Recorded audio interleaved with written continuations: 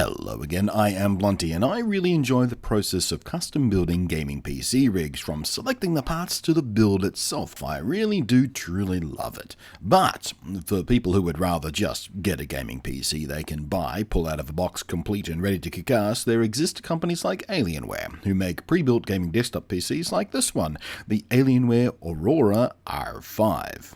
It in fact comes in a variety of pre-selected configurations depending on the balance of power versus price you're stabbing at, and of course it's Alienware, so you can go into the website and make some custom choices during the selection process too. The one I've got here on loan from the local Alienware PR peeps is indeed one of those customized versions, pretty much the maxed out config, packing within it two NVIDIA GeForce GTX 1080's and the overclockable Intel Core i7-6700K CPU and 32GB of DDR4 memory. But common to all the Aurora R5 configurations are a few really superb design ideas. Firstly, the custom-built case is significantly smaller than most other desktop towers carrying this kind of hardware, and that's thanks in large part to the very clever way they've mounted the power supply unit. Made to fold into the space above the GPUs and over the CPU, and on a swing-arm door panel, it basically means there's nearly no wasted space inside at all. And if you're worried about what that does to airflow, don't. Alienware aren't new to this, they're not idiots, they've handled it properly. Between the PSU's own fan and the fan on the CPU's Alienware branded all-in-one water cooler, there is enough airflow around the motherboard to keep things from baking themselves silly. The use of NVIDIA's Founders Edition GPUs also helps in this regard. Being blower-style coolers, all heat generated by the monster graphics cards gets ejected out the back instead of pushed around inside the crowded case. Alienware have also gone and created a little bespoke bracket piece to keep the cards secure while in transit and support them from sag.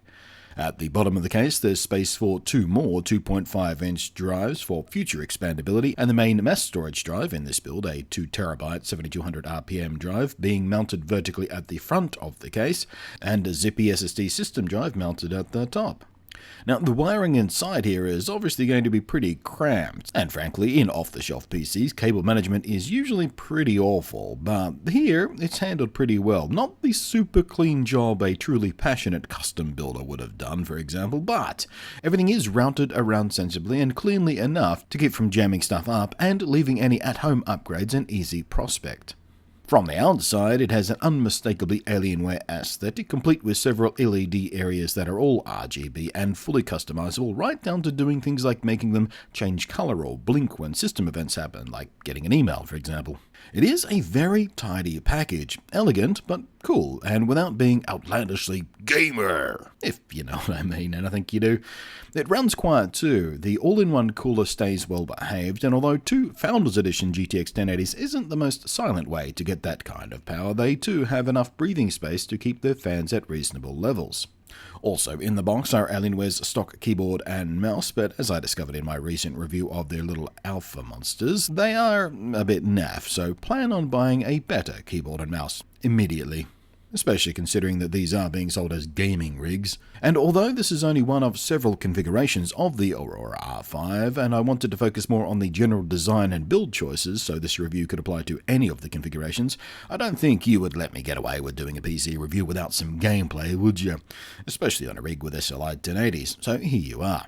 Now, it is worth noting that not all games will even take advantage of twinned GPUs in SLI. Doom, for example, doesn't. It utterly ignores the second GPU, but even with just one, and without using an overclock on either the GPU or CPU, which as a reminder with the i7K series and these cards is entirely possible to overclock this thing even further, but at stock it will kick along with every last graphics option maxed out at between 150 and 170 or so FPS.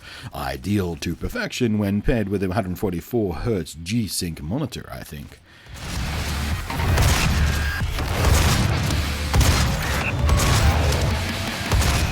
The notoriously GPU-hungry Witcher 3, similarly with each and every graphics option turned all the way up as far as it would go, happily swims comfortably into the triple-digit FPS numbers too.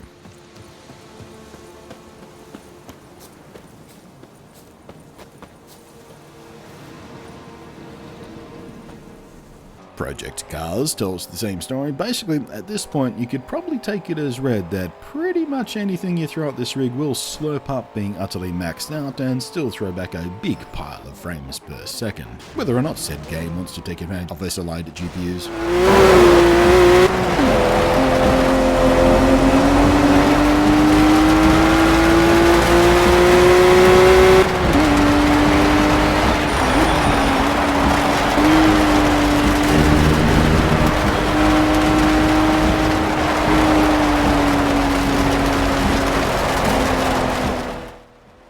And although at the time of testing I don't have a VR rig, you can also take it as read that VR won't pose a problem on this particular rig, it will just monster it. Now, just so this review isn't full of gushing praise, something I don't like are the amount of bloatware Alienware and their Dell overlords insist on cramming onto all of their rigs. I hate it. Although, that said, some of their own system monitoring options are quite nice, I have to admit. And much of the quote-unquote bloatware is there to help make newbies' life easier with, automated updates and everything to keep things, safe and secure and updated and patched and all that sort of stuff. But all of that said, the Aurora R5 is a very solid choice for those unwilling to devote the time and energy and effort it takes to select parts, to buy parts, to build and configure a gaming rig from scratch. As a pre-built system, it is wonderfully compact compared to many other micro ATX-based rigs thanks to the clever industrial design. It looks nice, it's easily upgradable, completely toollessly by the way, another clever part of their design. And from a thermal and noise standpoint, it's very well behaved, certainly far better than I'd anticipated from a rig so densely constructed. The power supply unit has plenty of overhead at 850 watts, there's Wi-Fi and Bluetooth built in, bewilderingly not something that can even be taken for granted on desktop rigs even in 2016, and of course Gigabit Ethernet. The Alienware Aurora R5 is pretty spectacular in its own right, really, and proves yet again that Alienware is focused on making their rig something special, a thoughtful, clever, custom design that makes it rather dramatically smaller and tidier than similarly spec'd systems built purely from off-the-shelf parts, and all without compromising the most vital aspect at the end of the day, the performance. For an out-of-box system, the Aurora R5 impressed me more than I thought it would.